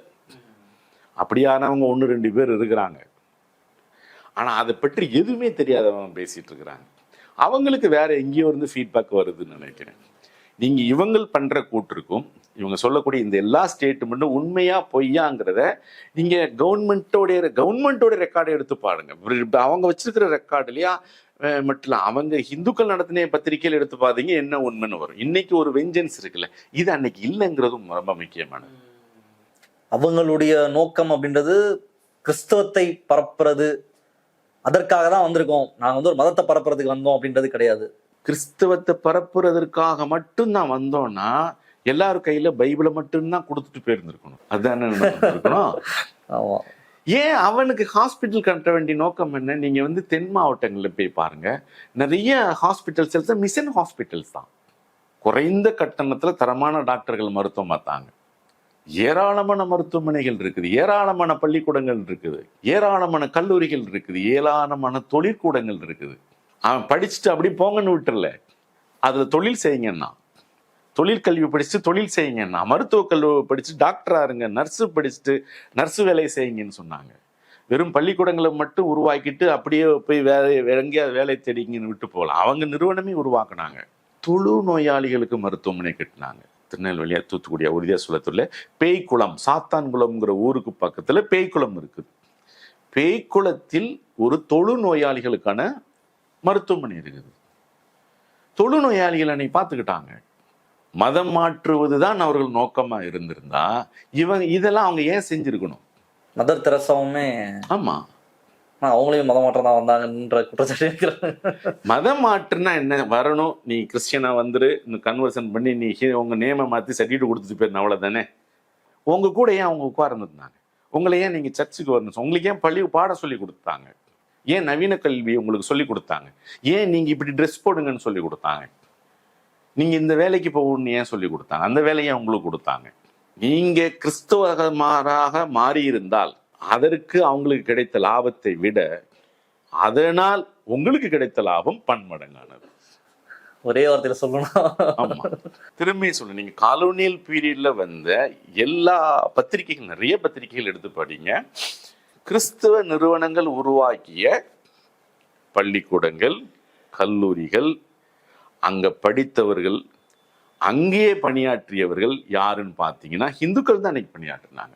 அதுவும் தங்களை ரொம்ப ஆச்சாரமாக சொல்லக்கூடிய. ஆனா அது வந்து ஒரு இதுவா இருக்கே சார், என்னன்னா எனக்கு தெரிஞ்ச ஒரு சார்கிட்ட பேசும்போது, ஒரு கிறிஸ்டியன் தான், அவர் சொன்னாரு, யார் மதம் மாறுறதுன்றது யார் பண்ணுவா பெரும்பான்மையா? இந்து மதத்துல புறக்கணிக்கப்பட்ட இருக்க மக்கள் தான் மாறி இருப்பாங்க. ஒரு உயர் சாதின்னு சொல்லக்கூடிய அந்த சாதிகள்ல இருந்து மாறுறதுன்றது இருக்காது. இங்க பட்டியல் சமூகமா இருக்கக்கூடிய மிகவும் பிற்படுத்தப்பட்ட சமூகம், அதாவது பிற்படுத்தப்பட்ட சமூகம், இவங்க தான் வந்து மோஸ்டா மாறி இருப்பாங்க அப்படின்ற ஒரு கருத்தை வந்து முன் வச்சாரு. அது கிடையாது, அது டோட்டலா உண்மை இல்லையா? அது ஒரு ரீசன், அது மட்டுமே ரீசன் கிடையாது. இப்ப இவங்க ஏன் பிராமணர்கள் ஏன் மாறினாங்க, வெள்ளாளர்கள் ஏன் மாறினாங்க? சிவசுப்பிரமணியுடைய கிறிஸ்தவம் ஜாதியும் ஒரு நூல் இருக்குது, ரொம்ப ரிசர்ச் நூல். அது வடக்கன்குளத்துல, திருநெல்வேலி மாவட்டத்தில் உள்ள வடக்கன்குளத்துல நடந்த ஜாதி பிரச்சனை தான், கிறிஸ்தவர்களுக்கு உள்ள நடந்த ஜாதி பிரச்சனை தான். அதுல வெள்ளாளர்களுக்கு வெர்சஸ் இன்னொரு பிசி கம்யூனிட்டிக்குமான அந்த இஷ்யூஸ் இருக்குது. ஏன் அவங்க மாறினாங்கிறது விட இருக்காது, அவங்க தான் மாறினாங்க. ஆனா ஏனென்றால் பெண் கல்வியை கொடுத்தது யார்? அவங்க தான் கொடுத்தாங்க. ஏனென்றால் உங்களுடைய சிஸ்டத்துல அனாதைகளாக்கப்பட்ட பல பெண்களுக்கு அடைக்கலம் கொடுத்து அது பாதுகாத்ததும் கிறிஸ்தவர்கள் தான், கிறிஸ்தவ நிறுவனங்கள் தான். தன் ஜாதிக்கு வெளியே திருமணம் செய்து அல்லது ஏதோ தெரிந்தோ தெரியாமலோ உறவு வைத்து கொண்டு அதனால் குழந்தைகள் பெற்ற அந்த பெண்களையும் அடைக்கலம் கொடுத்து பாதுகாத்து கொண்டதும் கிறிஸ்தவம் தான். அப்படி நிறைய இருக்குது அதுக்குள்ள. இன்னொன்னு, கிறிஸ்தவத்துக்குள்ள போன எல்லாருமே கிறிஸ்தவர்களாக இருக்கிறாங்களான்னு ஒரு கொஸ்டின் இருக்குது, இல்லைன்னு பதில் வரும். அன்னைக்கு தேதியில வந்தவர்கள் இங்க இருக்கக்கூடிய சாதிய சிஸ்டம் எப்படி புரிஞ்சுக்கிட்டாங்க, அதுக்கு எப்படி அவங்க வேலை செஞ்சாங்க, அதுக்கேற்ற மாதிரி இங்க இருக்கிற சாதி அவங்க வந்தது இயேசுவின் வார்த்தையை பரப்புறதுக்கு நான் வரேன் அப்படின்னு அவங்க வராங்க, மனுஷங்களா அவங்க பாக்குறாங்க. ஆனா இங்க ஜாதி இருக்கிறது இவங்களுக்கு தான் தெரியும். இதை எப்படி அவங்க கையாண்டாங்க? அதுலதான் சிக்கல்லாம் இல்ல. இங்க வரும்போது அவங்களுக்கு இங்க இப்படி ஒரு ஜாதி இருக்குன்னு தெரியாது. அப்படிலாம் எல்லாத்தையும் தெரிஞ்சுக்கிட்டு அவங்க வரல. ஆமா, அதான் நான் முதல்ல சொன்னது. அவங்க வந்து அவங்களுக்கு எங்கெல்லாம் ரூட் எல்லாம் தெரியுது அப்படியே போய் வந்தவங்க. அது கிறிஸ்தவத்தை, இயேசுவின் நற்செய்தியை பரப்புறதுக்காக இங்க வர்றாங்க. எல்லாமே இயேசுடைய பிள்ளைகள். அவங்கள பொறுத்தவரையில எல்லாம் ஒரு ரத்தத்தில் இருந்து உதித்தவர்கள், ஒரு ரத்தத்தில் இருந்து தோன்றியவர்கள்ங்கிறது தான் அவங்களுடைய கோட்பாடு. இங்க இந்த வர்ண பாகுபாடு சொல்ற மாதிரி கிடையாது. பிறப்பின் அடிப்படையில் வர்ண பாகுபாடு, குலத்தொழில் வேறுபாடு, இந்த பிரச்சனையே அவங்களுக்கு கிடையாது. எல்லாம் ஒரு தாய் பிள்ளைகள். அப்ப அந்த ஒரு தாய் பிள்ளைகள் வந்து நிறைய பேர் வந்து கிறிஸ்தவ மகிமை தெரியாம இருக்கா, அவங்களுக்கு சொல்லணுன்றதான் வர்றாங்க. அது எல்லா இடத்துக்கும் போறாங்க. அப்படி வரும்போதுதான் இங்க வந்து ஜாதி இருக்குங்கிறது மெதுவாக புரியுது அவங்களுக்கு. அதுதான் கால்டுவெல் வந்து முதல்ல ஒரு 40 பேர் வந்து திருநெல்வேலி சபையில கிறிஸ்தவர்களுக்குள்ள மாறி இருப்பாங்க. ஆத்துமாக்கள்ங்கிற வார்த்தையை சொல்லுவாங்க. அந்த ஆத்துமாக்களை 40 பேர்ல ஒரு 12 பேர் என்ன இருக்கக்கூடிய பல பேர் என்ன ஜாதின்னு அவங்களுக்கு தெரியாது. ஜாதிக்கான எந்த அடையாளம் எதுவுமே அந்த பேர்லயும் இல்லை, எதுலையுமே இல்லைன்னு சொல்லுவாங்க. அந்த 40 இதுல வந்து ஒரே ஒரு குடும்பம் தான் வெள்ளாளர் குடும்பம்னு சொல்லுவோம். அப்ப வந்து என்னன்னா, அதுல இருந்து அப்ப கால்டுவெல் அந்த வந்த நேரத்துல கூட அவங்களுக்கு இது என்னென்ன ஜாதின்னு அவங்களுக்கு தெரியல. அவங்க மெல்லதான் இங்க வந்து படிக்க ஆரம்பிக்கிறாங்க. அதனால தான் வந்து அவங்க கன்வர்ஷனுக்காக வரலன்னு சொல்றோம். இங்கிலாந்துக்கு இங்கிருந்து அனுப்பி, டே இங்கெல்லாம் இத்தனை பேர் இருக்கிறான், இவனெல்லாம் நம்ம மதத்துல சேர்க்கணும்னு இங்கிருந்து யாரும் நோட்ஸ் எழுதி அனுப்பல. அவங்க இங்க வந்த பிறகுதான் இங்க எல்லாரையும் தெரிஞ்சுக்கிறாங்க. தெரிஞ்ச பிறகுதான் யார் யாரெல்லாம இருக்கிறாங்க, அப்ப யாருக்கு கூடுதல் இம்பார்ட்டன்ஸ் கொடுக்குன்னு அவங்களுக்கு தெரியுது. வாய்மொழியாக ஒரு தகவல் சொல்லுவாங்க. திருநெல்வேலியில இருக்கக்கூடிய ஜான்ஸ் காலேஜோடைய வகுப்பறைகள் பெரிய பெரிய கட்டடங்களா இருக்கும், பெரிய பெரிய வகுப்பறைகளா இருக்கும். இது ஏன் அப்படின்ற ஒரு கொஸ்டின். இப்பதான் எனக்கு உறுதியான அந்த ஆவணம் நான் படிச்சதில்லை, ஒரு ஆசிரியர் எனக்கு சொன்னது. அவர் கிறிஸ்தவம் சம்பந்தம் நிறைய படிக்கிறவர். முதல்ல இந்த கல்லூரிகளில் சேர்ந்தவர்கள் பிராமணர்கள்.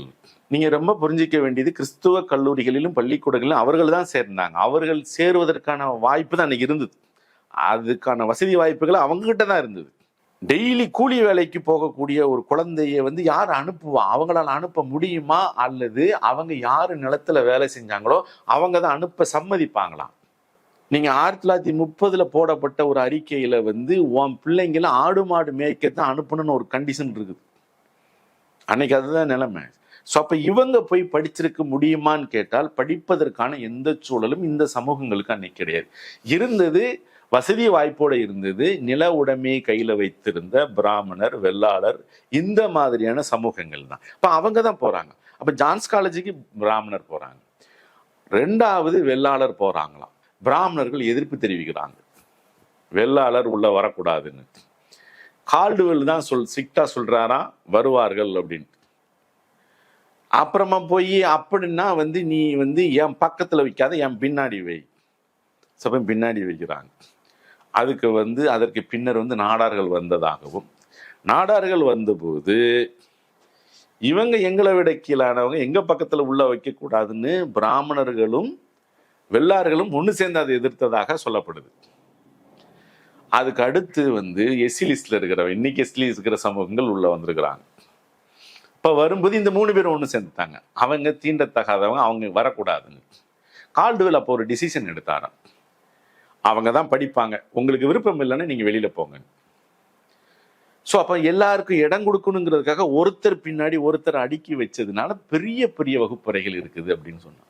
ஸோ அப்போ ஜாதியை அவங்க மெல்ல மெல்ல தான் புரிஞ்சுக்கிட்டு ஜாதிக்கு எதிராகவும் இருந்தாங்க.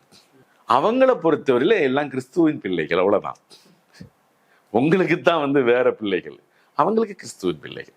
கிறிஸ்தவத்துக்கெல்லாம் கன்வெர்ட் ஆகுறாங்க, கிறிஸ்தவம் வந்து மக்களிடையே ஊடுருவ ஆரம்பிச்சிருச்சு அப்படின்ற அந்த த்ரெட்டை வந்து எப்போ உணர்ந்தாங்க சனாதனிகள் அல்லது அன்றைய தினத்துல வலதுசாரிகளாக இருக்கக்கூடிய நபர்கள்? அவங்க அதை பெரிய இஷ்யூவாக எடுக்கல. இன்னைக்கு சொல்ற மாதிரி அன்னைக்கு அது பெரிய இஷ்யூ இல்லை. மக்கள் தொகை கணக்கெடுப்பு என்பது ஒரு விதமா எல்லாத்துக்குள்ளும் ஏதோ ஒரு வேலை செய்ய ஆரம்பிச்சது. பிராமின் நான் பிராமின் ஸ்ட்ரென்த் பிரச்சனை உருவாக்குது. வகுப்பு வாரி பிரதிநிதித்துவம் வரும்போது இன்னும் மேலும் பிரச்சனை ஆகுது. ஸோ இந்த காலகட்டத்தில் அது உணர்றாங்க. ஆனா மதம் மாறக்கூடாது அப்படின்றதுக்கு அம்பேத்கர் அறிவிக்கிறப்ப கூட வந்து அது அப்பதான் அது ஒரு பெரிய சிக்கல். அம்பேத்கர் அறிவிக்கும் போதுதான் பெரிய டிபேட் நடக்குது. Okay okay okay. காந்தி எதிர்க்கிறாரு. அதுக்கு முன்னாடி கிறிஸ்தவத்துல நடந்த மத மாற்றம் பேக்கா நடக்கும் அங்க கிராமங்கள், அப்படிதான் நடக்கும். அங்க அப்படிதான் நடக்கும். லோக்கல் உள்ளூர் ரெசிஸ்டன்ஸாவும் அது இருந்தது. ரொம்ப முக்கியமானது. நீங்க கேட்டீங்கல்ல இந்த ஒடுக்குமுறையில இருந்து எஸ்கேப் ஆகிறதுக்கு அதை எடுத்தாங்களான்னு. அது பிகினிங்ல அவங்க வந்தப்ப அவங்க 1780 எஸ்டாப்ளிஷ் ஆகுறாங்க. அப்ப வந்து இதுக்கு ஒரு ஆல்டர்னேட்டிவாலாம் கிடையாது. கன்வர்ஷன்றது அப்ரஷன்ல இருந்து விடுதலை அடைவதற்கு ஒரு வாய்ப்பாகலாம் அப்பெல்லாம் அதை யோசிச்சு பார்க்கல. அது வந்து இதெல்லாம் கிடைக்குதுன்னு ரொம்ப அவங்க வந்து ஒரு 100-200 வருஷத்துக்கு தெரிய ஆரம்பிக்குது. நீங்க கன்வர்ஷனை பற்றி சீதைக்குறிச்சி மத மாற்றம் ஒண்ணு நடந்தது. அதுக்கு ஆதரவா திருவண்ணாமலையில உள்ள அவங்க நாங்களும் அதை ஆதரிக்கிறோம் அப்படின்ற மாதிரி எழுதுறாங்க. நீங்க வந்து ரொம்ப முக்கியமானது வந்து கிறிஸ்துவத்துக்கு மதம் மாறிட்டு கிறிஸ்துவத்திலையும் ஜாதி இருக்குன்னு இஸ்லாமுக்கு போனவங்களும் இருக்கிறாங்க. இப்படி நிறைய இருக்குது. ஸோ இப்போ அதனால இது வந்து அந்த சமூகத்துல பெரிய பிரச்சனையா இல்லை. இதெல்லாம் உள்ளூர் லெவல்லையும் நடந்தது. உள்ளூர்ல பெரிய ஜாதி கொடுமையா இருக்குது. எங்க போறது, எஸ்கேப் ஆகிறதா, அவன் போறான். ரொம்ப கிளியரானது. திரும்ப திரும்ப இதுல வலியுறுத்த வேண்டியது, நீங்க வந்து சங்கத்துக்கு பிற்கால சங்கத்திலிருந்து ஜாதி மெல்ல மெல்ல டெவலப் ஆகுது. ஜாதி ஸ்டாக்னண்டா எப்பவுமே ரெடிமேடெல்லாம் இருந்தது இல்லை. பிற்கால சங்கத்திலிருந்து டெவலப் ஆகுது. அப்பதான் வந்து புனிதம் தீட்டுங்கிற கருத்தா. பிற்கால சங்கம்னா எப்படி புரிஞ்சுக்கலாம்? நீங்க ஒரு கலபிரர் காலத்துக்கு பின்னாடின்னு புரிஞ்சுக்கலாம். அப்பதான் அது வர ஆரம்பிக்குது. என்ன அந்த சிஸ்டத்துக்குள்ள என்ன இருக்குன்னா, எல்லா சமூகங்களையும் தவிர இந்த மங்களங்கள் உருவாகுது இல்ல, சதுர்வேதி மங்களம், அந்த மங்களம், இந்த மங்களம், நிறைய மங்களம், அகரகாரம் உருவாகும் போது அந்த இடம் மன்னர்களால் அவர்களுக்கு தானமாக கொடுக்கப்படுகிறது. வித் டாக்ஸ் ஃப்ரீ, இறையிலி நிலம் அதுக்கு பேர். அந்த சமூகத்தில் இன்னைக்கு இன்றைக்கு தான் எல்லா ஜாதிக்கு ரிசர்வேஷன் இருக்குது. எக்ஸப்ட் எஸ்சி தவிர இது எல்லாத்துக்கும் நிலம் வைத்துக் கொள்வதற்கு உரிமை இருந்தது. மன்னர்களே கொடுத்தாங்க. மானிய நிலமும் இருந்தது. சில சமூகங்களுக்கு ஏக்கர் கணக்கு ஃப்ரீ லேண்ட். இன்னைக்கு இந்த மன்னராட்சி காலத்திலிருந்து ஃப்ரீயா வாங்கினவங்க நிறைய பேர் இருக்கிறாங்க, நிறைய சமூகங்கள் இருக்கிறாங்க. அன்னைக்கு நில உரிமை மறுக்கப்பட்டது தீண்டத்தகாத சாதிகள் என்று சொல்லப்பட்ட சமூகங்களுக்கு தான். இப்ப இவங்கெல்லாம் வந்து இது மட்டும் இல்லாம அவனு டோட்டலா எல்லாமே மறுக்கப்படுது. எல்லாமே ஒரு ஹியூமன் பீயிங் சர்வே பண்றதுக்கு பேசிக்கா என்ன வேணுமோ அந்த எல்லா பேசிக்கும் அது மறுக்குது. பொது அப்படிங்கிற ஒரு இடமே இங்க கிடையாது. பொது தண்ணீர் எடுக்கிற இடமே கிடையாது. அப்ப இதெல்லாம் மறுக்கப்படுகிற போது இதற்கு மாறாக எல்லாமே வந்து நீ அதை படிக்க கூடாது, இதை படிக்க கூடாது, அது சாப்பிடக்கூடாது, இது சாப்பிடக்கூடாது, உன் வீடு எப்படி இருக்கணும், வீட்டுடைய ஹைட் எப்படி இருக்கணும், வீட்டுக்குள்ள வந்து நீ குனிஞ்சு போகணும், நீ என்ன ட்ரெஸ் உடுக்கணும், இது எல்லாமே இருக்குது. நீ எப்படி முடி வெட்டிக்கணும், இது லேட்டரா வந்தது. 1900 ராமநாடு மாவட்டத்துல 1931 போடப்பட்ட விதிகள். அது 1920களில் அந்த பிரச்சனை ஆரம்பிக்கிறது. குறிப்பா முடிவற்ற கல்ச்சர் இங்க தோன்ற ஆரம்பிக்கும் போது அந்த பிரச்சனை ஆரம்பிக்குது. இன்னைக்கு பத்தியில் இருக்கக்கூடிய சமூகங்கள் முடி வெட்டக்கூடாதுன்றான், மேல ட்ரெஸ் போடக்கூடாதுன்றான் 1930s. இது எல்லாவற்றையும் நீங்கள் மறுத்த போது கிறிஸ்தவம் உனக்கு அவனை வாடான்னு கையெடுத்து கூப்பிடுறது இருக்குல்ல, அவன் கையை டச் பண்றது இருக்குல்ல, அது அவனுக்கு பெரிய சுகமாக இருக்கு. அதுக்காக அவங்க மாறினாங்க, அதுக்காக எல்லாரும் மாறல. இவங்க சொல்ற இந்த ரைஸ் பேக் கன்வெர்ட், அரிசி கொடுத்தாங்க மதம், அதெல்லாம் சும்மா வாய்க்கு வந்தது சொல்றதுதான். கிறிஸ்தவ நிறுவனங்கள் இங்க எஸ்டாப்ளிஷ் பண்றப்ப, அதை கிறிஸ்தவர்கள் சம்பந்தமான டாக்குமெண்ட் படிக்கிறப்ப, அந்த நிறுவனங்களுடைய உருவாக்கத்திற்கு தேவையான நிதிகளை, பொருளாதாரத்தை அவங்க இங்கிருந்தே திரட்டிருக்கிறாங்க. இன்னும் சொல்ல போனா கிறிஸ்தவத்துக்கு மதம் மாறிய மக்களிடம் இருந்தே நம்ம இது எல்லாம் பலன் பெற்ற மக்கள் அவங்க கிட்ட இருந்து வாங்கி நாம் நம்மை போன்ற மக்களுக்கு இன்னும் செய்யணும் கொடுங்கன்னு வாங்கினாங்க. நீங்க கால்டுவெல் மாதிரியான ப்ராட்டஸ்டன்ட் கிறிஸ்டியன்ஸ்ல திருமணம் செய்து கொள்ளலாம். அப்ப அதனுடைய பொருள் அவங்களுக்கு வாரிசுகள் இருக்கும்னு. அப்படின்னா மத மாற்றத்தோட நோக்கமாக வந்திருந்தார்கள் அப்படின்னா அவங்க ரொம்ப வசதியா வந்திருந்திருப்பாங்க, இதா இருந்திருக்கலாம், அவங்களுக்கு ஏதாவது பலன் கிடைச்சிருக்கும். அப்படி பலன் கிடைத்து பெரிய அளவுக்கு மாறின அந்த ஐரோப்பிய குடும்பங்களுக்கு ஏதாவது இருக்குதான்னு பாருங்க. அப்படி எதுவும் இல்லை. பொது நிறுவனங்களை உருவாக்கினார்கள். எல்லாரும் வரலாம், பள்ளிக்கூடம், மருத்துவமனை, எல்லா பொது நிறுவனங்களையும் உருவாக்கினார். அந்த பொது நிறுவனத்துல படிச்சு அவங்களுடைய தலைமுறைகள் தான் இன்னைக்கு அதுக்கு எதிராக பேசிட்டு இருக்கிறாங்க. ஒரு விஷயம் நீங்க ஸ்டார்டிங்ல சொல்லும் பொழுது, நீங்க இந்த டேட்டா எல்லாத்தையும் சொல்லும் பொழுது எல்லாமே தென் தமிழகத்துலன்னு சொல்றீங்க, பாளையங்கோட்டை, திருநெல்வேலி. அதுக்கு ஏதாவது காரணம் இருக்கா? ஏன் இங்க அங்க குறிப்பாக அங்க அவங்க வேலை செய்யறதுக்கான காரணம் அப்படின்றது இல்ல அவங்களுக்கு இல்ல சீரூட்டா என்ன காரணம், இதனால அங்க இல்ல அவங்க பாளையங்கோட்டை எல்லாம் கனெக்ட் பண்ணி வரல, ரூட்டு தெரியாம போனதுதான். அப்படிதான். அப்புறம் தான் திருச்சியில இருந்துதான் அதுக்கப்புறம் பாளையங்கோட்டை தெரிஞ்சிருக்கிறாங்க. அவங்களுக்குள்ள வந்தவங்களுக்குள்ள அங்க ரொம்ப மக்கள் இருக்கிறாங்களா அப்படி இப்படின்னு தெரியுது, அப்படிதான் போயிருக்கிறாங்களே தவிர, நான் தான் சொல்றேன், அங்க இன்னைக்கு கூகுள் மேப் மாதிரி இங்கிலாந்துல இருந்து புறப்படும் போதே அவங்கள்ட்ட கூகுள் மேப் கிடையாது. இங்க கற்றுக்கொண்டு தெரிந்து கொண்டு சென்றவர்கள் தான். திருநெல்வேலியில இருக்கிறதுக்கு முடியாம ஒரு பாதிரியார் தஞ்சாவூருக்கு போயிடுவார்.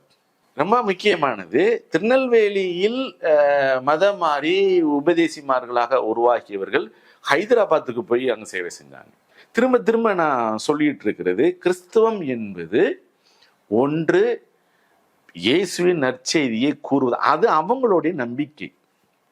அதே சமயம் அதை விட அந்த நம்பிக்கையில் கிடைத்த பலன்கள் இந்த ஒட்டுமொத்த சமூகத்துக்கே உண்டு. இந்த சமூகத்துக்கு தான் சொல்ல முடியாது. இவங்க பள்ளிக்கூடங்கள் அன்னைக்கு திண்ணை பள்ளிக்கூடம் சில ஜாதிகள் மட்டும்தான் இருந்தது. அவங்க தான் பள்ளிக்கூடங்களை உருவாக்குறப்ப அதுல தானே எல்லாரும் படிக்கிறாங்க. அவங்களுடைய தலைமுறைகள் தானே அடுத்தடுத்து அங்கங்க படிக்க போறாங்க. அப்போ அவர்களுடைய கல்வியினால தான் இங்க எல்லாரும் கல்வி கற்ற அவங்க அதுல பலன் அடையாத ஒருத்தர் கூட எந்த குடும்பம் இருக்குன்னு சொன்னாங்க. அதுல இருந்து வளர்ச்சி அடைஞ்சு வந்தவங்க, அதுல இருந்து குடும்பமாக உற்பத்தியானவர்கள் தானே. மதமாற்றம் பண்றதுக்கு தான் கிறிஸ்தவர்கள் வந்தாங்க அப்படின்னு சொல்லி பீட்டர் அல்ஃபோன்ஸ் கிட்ட நான் சம்ம நேர்காணல் பண்ணேன். அப்ப அவர் கல்லூரிகள் பேர்லாம் சொன்னாரு, சென்ட் சேவியர் அப்படின்னு சொல்லி தமிழ்நாட்டில் இருக்கிற எல்லா கல்லூரியும் சொன்னாரு. ஒரு 2 தலைமுறைக்கு முன்னாடி தமிழ்நாட்டில் படிச்சவங்க எல்லாருமே இந்த கல்லூரில இருந்து படிச்சவங்க மட்டும்தான், மதம் மாற்றம் தான் நோக்கமா இருந்தா எல்லாருமே நீ மதம் மாறி இருக்கணும், அது நோக்கம் கிடையாது. மாற்றுவதுதான் நோக்கமாக இருந்திருந்தால் நிறைய பேர் செத்து போயிருந்திருக்கணும். ஏன்னு கேட்டீங்கன்னா, நிறைய தொற்று வியாதிகளுக்கு அவன் தான் அலோபதி மருத்துவத்தை ட்ரீட்மெண்டா கொடுத்தான். ஏன்னு கேட்டீங்கன்னா, அன்றைக்கு கிராமங்கள் உள்ள மக்களின் நோய்களை தீர்ப்பதற்கு 1 or 2 குடும்பங்கள் தான் இருந்தாங்க. அந்த குடும்பங்கள் யாருன்னா, இன்றைக்கு பார்பர்னு சொல்றோமே, இவங்க தான் அன்றைக்கு நமக்கு மருத்துவர்கள். இவங்க ஒரு கிராமத்துல 1-2 ஃபேமிலிஸ் இருப்பாங்க. பார்பருடைய அந்த மனைவிகள் மருத்துவச்சிகள். அதனால நான் அவங்கள ஆதி மருத்துவர்கள்னு சொல்லுவேன். இவங்க தான் கொடுத்தாங்க. ஆனா ஒரு ஸ்டேஜ்ல சில நேரங்களில் பல்கா தொற்று வியாதி வருது. அப்ப இதுக்கு ட்ரீட்மெண்ட் எப்படி கொடுக்கறது? இந்த மருத்துவமனைகள் தான் உங்களுக்கு ட்ரீட்மெண்ட் கொடுத்தாங்க. ஆனா ஏது கவர்மெண்ட் ஹாஸ்பிட்டல்ஸ். ஸோ அதனால நீங்க இப்போ இந்தியா முழுக்க தமிழ்நாட்டுல நிறைய பள்ளிக்கூடங்கள் கல்நீர் இது ஆர்கனைஸ்டா பண்ணாங்களா இல்ல இன்ஆர்கனைஸ்டா? இப்போ கால்டுவெல் வராரு, அவர் தனியா பண்றாரு, அப்படியா? இல்ல அவருக்கு ஒரு தலைமை பீடம்னு ஏதாவது ஒன்று இருக்கும்? எல்லாத்துக்கும் ஒரு கனெக்ஷன் உண்டு, எல்லாத்துக்கும் ஒரு நெட்வொர்க் இருக்கு. இவங்க எல்லாருமே கால்டுவெல்னா இடையன்குடி பகுதி, போப்ஸ் சாயர்புரம் பகுதி, அங்க உட்கார்ந்துட்டு அவங்க எல்லாருமே சேஞ்ச் உருவாக்குறாங்க. அவங்களுக்குள்ள ஒரு செயின் கான்டாக்ட் இருக்குது. அங்க சாயர்புரத்துல போப்ஸ் கல்லூரி இருக்குது. ஸோ இப்படி நிறைய இடங்கள் இருக்குது. டீச்சர் ட்ரைனிங் அவங்க தானே சொல்லி தந்தாங்க. வரலாற்றுல ஒரு காலகட்டத்தில் இன்னைக்கு நாம வச்சிருக்கிற மாடர்ன் கல்வி, மாடர்ன் வாழ்க்கை முறை, modern dress culture, modern hair dressing culture, modern medicine, எல்லா மாடர்னும் முதல்ல உங்க கையில கொடுத்துட்டு போனது அவங்க தான். பிரிட்டிஷ்காரன் கூட தரல. அவங்களும் கிறிஸ்டியன்ஸ் தான். அவன் ஒரு ரூலர், அவன் லாப நஷ்டம் பார்த்தான். பிரிட்டிஷ்க்கும் இவங்களுக்கும் எந்த தொடர்பும் கிடையாது. ஏதாவது சப்போர்ட் கேட்டிருப்பாங்க. அவங்க வேற இவங்க வேற, ரெண்டு பேரும் இங்கிலாந்துல இருந்து வந்தவர்கள் தான். ஆனா ஐரோப்பா கண்டத்திலிருந்து நிறைய வர்றவங்க வந்தாங்க. அது இங்கிலாந்து மட்டும் இல்ல, கிறிஸ்தவர்கள் ஐரோப்பா கண்டத்தில இருந்தே வந்தாங்க. எல்லாத்திட்டையும் ரொம்ப சுகபோகமான. ஐரோப்பாவில கிறிஸ்தவம் ஒரு பிற்போக்கான மதம். அங்க அதுல ப்ராட்டஸ்டன்ட் முற்போக்கு, கேத்தலிக் பிற்போக்கு. அந்த கான்டெக்ஸ்ட் வேற, இங்க வேற. இதுல ரொம்ப பெரிய முற்போக்கு ஆக்சுவலா நம்ம ஊர்ல. அதுதான் நான் சொல்றேன். நீங்க உங்க பேரை சொல்லி கூப்பிட்டாலே, உங்களை பக்கத்துல கூப்பிட்டாலே இங்க ரெவல்யூஷன். இன்னைக்கு நீங்க உங்க ஹிஸ்டரியில நீங்க சொல்லி வச்சிருக்கீங்க, கேரளத்துல அடி இருந்தது, எத்தனை அடி தூரத்துக்கு யாரு நிக்கணும்னுட்டு. நீ உன் எச்சில கூட தரையில துப்பாதன்னு சொன்னாங்க, இடுப்புல கட்டிக்கன்னு சொன்னாங்க. அது பிரிட்டிஷ்காரன். சரிங்க, பிரிட்டிஷ்காரன் சொன்னா இன்னைக்கு விட்டுருவோமா? பிரிட்டிஷ்காரன் தான் ஜாதியை கொண்டு வந்தார் என்றால் அப்படியே வச்சுக்குவோம், உங்க வழியிலே வச்சுக்கிறோம். இன்னைக்கு நான் பூஜாரியா ஆகணும்னு நான் விருப்பப்படுறேன். நான் தான் இந்த சமூகத்துல உங்களால தீண்டத்தகாதன நடத்தப்பட்ட நான் தான் இந்தியாவின் முக்கிய அமைச்சர் பதவி வேணும்னு கேட்கிறேன். ஹோம் மினிஸ்டர் பதவி கேட்கிறேன். கொடுப்பீங்களா? நான் பிரீஸ்ட் ஆகும்னு நினைக்கிறேன். நீங்க தருவீங்களா? கற்ப கிரகத்துக்குள்ள போய் நான் தான் பூஜாரி ஆவேன். எந்த கோயில்கள்லாம் இன்னைக்கு எனக்கு மறுக்கப்படுகிறதோ அந்த கோயில்கள்லாம் நீங்க சொல்ற வேதத்தையே படிச்சுட்டு வர்றேன், என்ன பூஜாரி ஆக்குவீங்களா?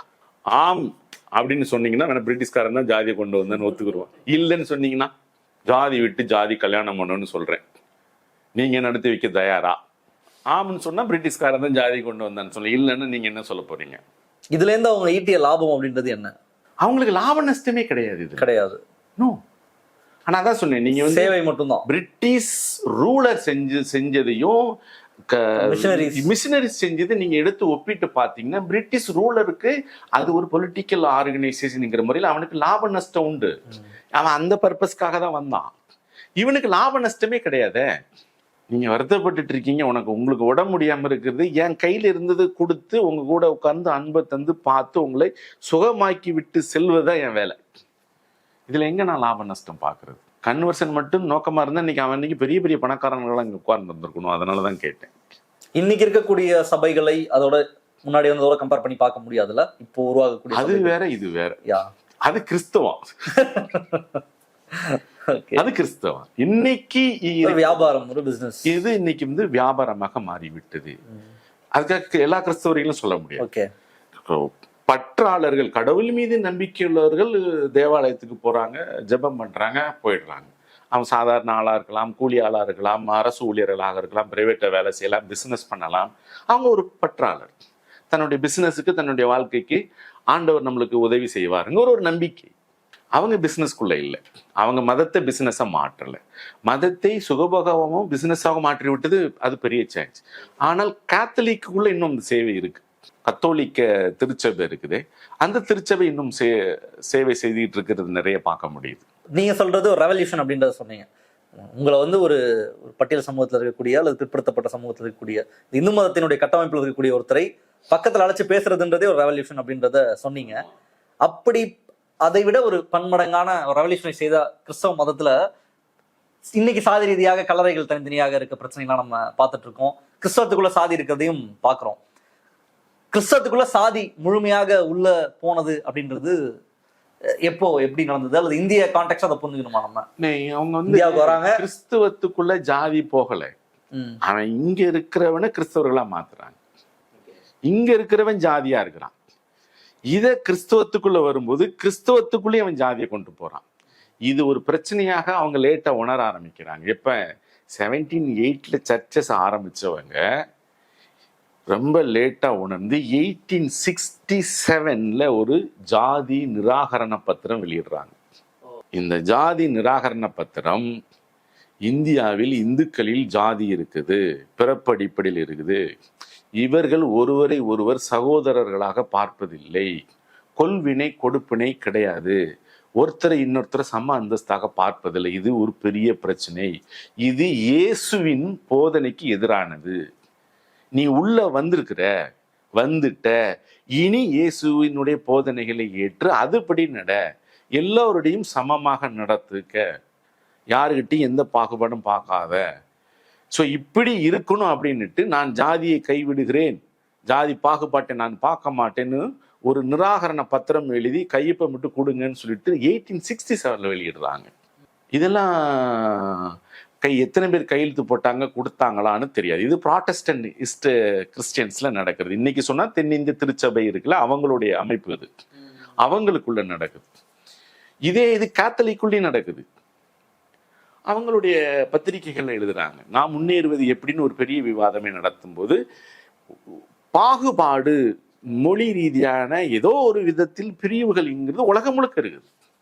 இங்கே ஜாதிய பாகுபாடு ரொம்ப மோசமா இருக்குது. அப்ப நாம இதை கைவிடணும். அதே நேரத்தில் நம்மளை நம்ம மாத்திக்கணும், நம்மளை நம்ம உயர்த்திக்கிறோம், ஒவ்வொருத்தரும் வெவ்வேறு விதமா போகணும், படிக்கணும், முன்னேறணும். ஸோ இப்படியான விவாதங்கள் நடக்கும். இது எல்லாமே ஜாதிக்கு எதிரான விவாதங்கள். ஜாதி பேயினே அதை எழுதுறாங்க. இழிகுலத்தோன் என்பர் யார்? நீ இழிகுலத்தோன் கொஞ்சம் பேரை சொல்லி வைக்கிறப்ப இழிகுலத்தோன் நான் யாரு?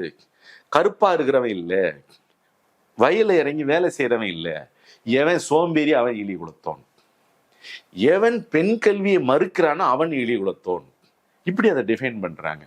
ஸோ கிட்டத்தட்ட ஒரு 1850களுக்கு பின்னாடி இருந்து அட்ரஸ் பண்ண ஆரம்பிச்சிட்டாங்க. கிறிஸ்துவத்துக்குள்ள ஜாதியை எதிர்த்து ஒரு பெரிய போராட்டம் நடந்துகிட்டே தான் இருக்குது. அவங்க ஜாதி எதிர்க்கல அப்படின்லாம் சொல்ல முடியாது. இதுலயும் அவங்க ஜாதியை தெரிஞ்சுக்கிட்டு அதை எதிர்க்கணுங்கிற நோக்கத்தோட, ஒருவேளை அதான் நீங்க சொன்ன மாதிரி இங்க இருந்து இந்த சாதிய சமூகத்துல இருந்து போகும்போது அது அப்படியே கைப்பற்றி அவர்கள் அந்த பொறுப்புகள்லாம் வரும்போது அப்படியே தக்க வைக்கிறாங்க. இதுல ரொம்ப முக்கியமான பாயிண்ட், ஒரு இந்திய கிறிஸ்டியன் அப்படின்னு சொல்லிட்டு ஒருத்தர் தொடர்ந்து அதை எழுதிட்டே இருக்கிறார்.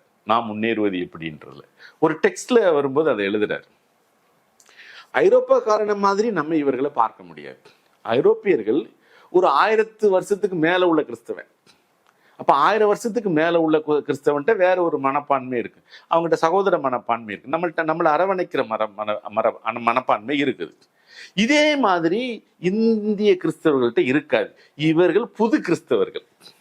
இப்ப நாம ஒரு புது பொருளை எடுத்தோம்னா நிதானமா ஓட்டுறா, நிதானமா அதை எடுத்து செய்யடான்னு சொல்லுவோம். புதுசா இருக்கிறவங்களுக்கு அது பழக்கப்படாது. ஸோ அதனால இவங்கிட்ட நீ அப்படி அவன் ஐரோப்பிய கிறிஸ்தவர்கள் மாதிரியே இவனை நீ எதிர்பார்க்காத, இவங்கிட்ட அந்த சேஞ்ச் மெதுவாக தான் நடக்கும். ஏன்னா இந்த பழமைக்குள்ளே இருந்து வந்திருக்கிறான், இதுதான் இவனுக்கு 1000 வருஷம். இப்போ நீ எதிர்பார்க்காத, நீ இதை எதிர்பார்க்க கூட. அதே சமயத்தில் நீ ஒன்றை டெவலப் பண்ணிக்கிட்டே இரு, அதற்காக நீ நிறைய ஒர்க் பண்ணுன்றாங்க. ஆனால் ரொம்ப வருத்தமானது என்னன்னா, இது சொல்லியுமே கிறிஸ்தவ கிட்டத்தட்ட ஒரு 300 வருஷங்கள் 400 வருஷங்கள் ஆயிடுச்சு, இன்னுமே இங்கே மாறலை அப்படிங்கிறது தான். அதுக்கு கிறிஸ்துவர்களுக்குள் ஜாதியம் சம்பந்தமாக ஏற்கனவே குறிப்பிட்ட சிவசுப்பிரமணியத்துடைய நூல் மார்க்கு, அவர் ஒரு பாதிரியார் நினைக்கிறார், அவர் எழுதியிருக்கிறாரு. ஜாதியம் இருக்குது. இப்ப இந்த ஆர்சி சிஎஸ்ஐ இவங்களுக்குள்ளயுமே தனித்தனியா ஒரு இதுல நிறைய சாதி இருப்பான், குறிப்பிட்ட சாதி இல்லை. இந்த ஆர்சி வேற, சிஎஸ்ஐ வேற. அவங்களுடைய கிறிஸ்துவத்துல வழிபாட்டு முறையில பல கோட்பாட்டு ரீதியாக அவங்களுக்குள்ள பிரிவுகள் பிரச்சனை, பிரிவினை இருக்கு. அந்த பிரிவினை வேறு. இவங்க இந்த ஜாதி தானே எல்லாம் இருக்கிறான், இங்க இருக்கிற ஜாதி தான் அங்க இருக்கிறான், அதனால அவன் இங்க உள்ள ஜாதி அப்படியே அங்க வச்சிருக்கிறாங்க. இல்ல நான் எப்படி கேட்கறேன்னா, சிஎஸ்ஐல ஒரு பர்டிகுலர் கம்யூனிட்டி இருக்கு, ஆமா, ஆர்சில ஒரு பர்டிகுலர் கம்யூனிட்டி டாமினண்டா இருப்பாங்க அப்படின்னு இதை வச்சு கண்டுபிடிக்கிறதா இருக்கு. அப்படி இல்லை, அப்படி சொல்லிட முடியாது. எல்லாத்துலயுமே இருக்கிறாங்க. உள்ளுக்குள்ள அவங்களுக்குள்ள ஃபைட் நடக்கு, ஒரே ஜாதிக்குள்ளேயும் ஃபைட் நடக்கு. கிறிஸ்தவர்களுக்குள் ஒரே ஜாதியா இருப்பாங்க, அவர்களுக்குள்ளும் ஃபைட் நடக்குது. அதே நேரத்துல ஜாதிகளுக்கு இடையேயான ஃபைட்டும் நடக்குது. இதுக்கு எல்லாவற்றுக்கும் ஒரே ஒரு அடிப்படை காரணம் அதிகாரமும் பொருளாதாரமும் சார்ந்தது. ரொம்ப வேறுபடுத்தி பார்க்க வேண்டியது, அந்த ஐரோப்பிய கிறிஸ்தவர்கள் என்ன நோக்கத்துக்காக அப்படிங்கிறதுல எதை நினைத்து இந்த நிறுவனங்கள்லாம் உருவாக்குனார்களோ அது இன்னைக்கு அதிகாரமும் பொருளாதாரம் சார்ந்த ஒரு நிறுவனமாக மாறிடுச்சு. இப்ப இதுக்குள்ள இதை யாரை கைப்பற்றுறது அப்படிங்கிற போட்டி அந்தந்த ஜாதிகள்ல ஒரே ஜாதிகளுக்கு உள்ளேயும் நடக்குது. ஜாதிகளுக்கு இடையுமே நடக்கு. இப்போ நீங்க சொன்னி ஒரு 300 ஆண்டுகள் கிட்ட ஆயிடுச்சு கிறிஸ்தவம் இங்க வந்து அப்படின்னு. ஒருவேளை வராம இருந்திருந்தா நம்மளுடைய நிலைமை அப்படின்றது என்னவாக இருந்திருக்கும்? அது வழி கண்டுபிடிச்சு இங்க போல வேற எங்கேயோ போயிட்டாங்க. இது இந்த மாதிரி இடத்துக்கு உறுதியா நம்ம சொல்ல முடியாது. ஒருவேளை பிரிட்டிஷ்காரன் வராம இருந்திருந்தா என்ன நடந்திருக்கும், ஒருவேளை ராஜராஜ சோழ வராம இருந்திருந்தா என்ன நடந்திருக்கும், அது சொல்ல முடியாது. ஏன்னா வந்து நம்ம நிறைய சேஞ்சஸ் நடந்திருக்கு. நிறைய சேஞ்சஸ் வந்து ஒன்றுதான் பலவாக மாறி இருக்கிறது, ஒன்றிலிருந்து தான் மற்றொன்று வந்திருக்கிறது.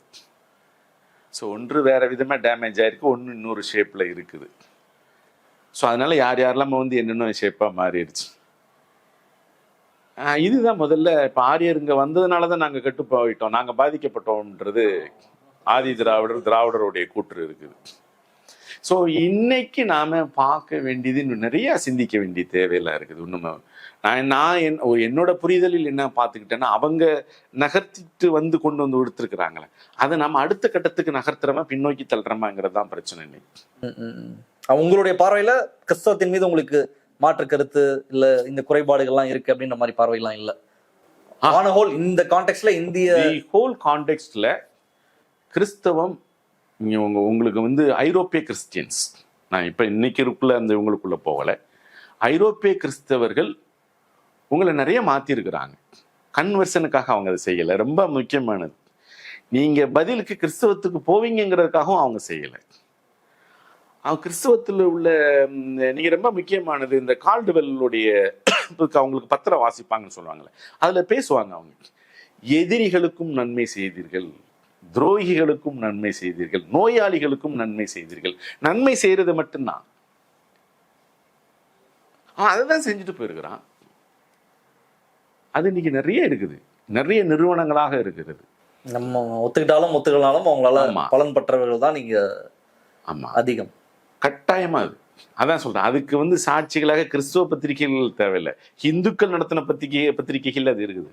ஓகே சார், நிறைய பேசியிருக்கோம். குறிப்பாக அதான் ரொம்ப ஒரு மேலோட்டமான கருத்து தான் இருக்கும்.